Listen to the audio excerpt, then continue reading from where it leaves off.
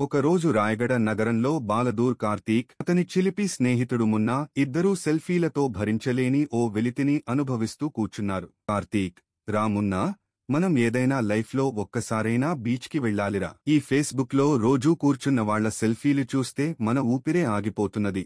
కాని మన దగ్గర డబ్బులేం లేదు కదా. కార్తీక్, ఏం లేనివాడు కాదు మున్నా, ప్లాన్ నాకు ఉంది. వాళ్లు టికెట్ బుక్ చేసేసుకున్నారు. మున్నా బనియన్ మీద గోవా కింగ్ అని మార్కర్ పెన్నుతో రాసుకున్నాడు. కార్తీక్ బూట్ల మీద గోచి వేసుకుని కూల్ డ్రింక్ బాటిల్ చేత పట్టుకుని బీచ్లో తిరుగుతున్నాడు.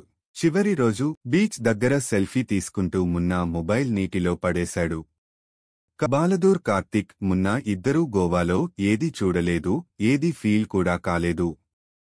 కాని వాళ్ల కథ మాత్రం గ్రామంలో సూపర్ హిట్ అయింది. ఇప్పటికీ వాళ్లు గోవాలోకి వెళ్లిన దొంగ ప్రయాణాన్ని గ్రాండ్ ట్రిప్ గా చెప్పుకుంటూ తిరుగుతుంటారు.